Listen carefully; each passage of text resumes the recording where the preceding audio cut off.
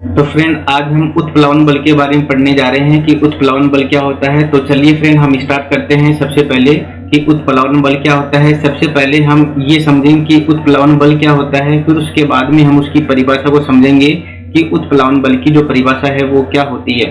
तो चलिए फ्रेंड सबसे पहले हमने सीखा कि उत्प्लावन बल और उत्प्लावन बल को हम क्या कह सकते हैं, इसको हम एक नाम से और जान सकते हैं, यानी उत्प्लावक जो बल होता है वो भी हम कह सकते हैं। यानी चाहो तो आप इसको उत्प्लावन बल कहिए या उत्प्लावक बल कहिए, बात एक ही है। अब हम देखते हैं कि उत्प्लावन बल है वो क्या होता है। यानी ये पानी का कोई कंटेनर है, यानी कोई पात्र है जिसमें ये पानी भरा हुआ है और वस्तु है, कोई वस्तु इसमें या तो आंशिक या पूर्ण क्या कर रही है, डूब रही है। तो ये पानी क्या करता है, इसके ऊपर ऐसे करते हुए यानी इस ऊपर की दिशा में एक बल लगाता है और उसी बल को हम क्या कहते हैं, उसी बल को हम उत्प्लावन बल कहते हैं। कौन सा बल कहते हैं फ्रेंड्स, हम इसको उत्प्लावन बल के नाम से हम इसको जानते हैं, हम इसको उत्प्लावन बल कहते हैं।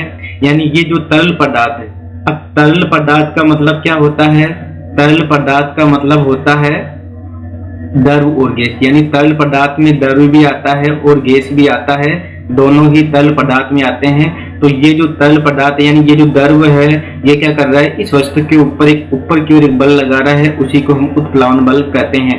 अब देखिए इसकी परिभाषा, अब हम इसकी परिभाषा समझते हैं कि क्या परिभाषा है, कि किसी तरल पदार्थ के द्वारा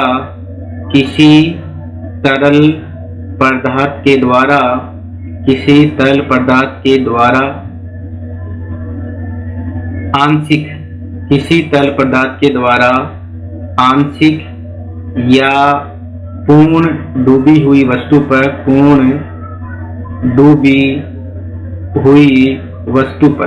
आंशिक या पूर्ण डूबी हुई वस्तु पर ऊपर की ओर लगाया गया बल क्या कहलाता है, लगाया गया बल उत्प्लावन बल कहलाता है। उत्प्लावन बल कहलाता है, लगाया गया बल उत्प्लावन बल कहलाता है। इसका मतलब क्या हुआ, किसी तरल पदार्थ के द्वारा आंशिक या पूर्ण डूबी हुई वस्तु पर ऊपर की ओर एक बल लगाया गया, उसी बल को हम क्या कहते हैं, उसी बल को हम उत्प्लावन बल कहते हैं। यानी ये जो तरल पदार्थ ये ऊपर की ओर जो बल लगा रहा है उसी को हम उत्प्लावन बल कहते हैं। तो ये आपको समझ में आ गया होगा, और यदि इसमें किसी का कोई डाउट हो तो आप कमेंट सेक्शन में कमेंट भी कर सकते हैं। Okay friend.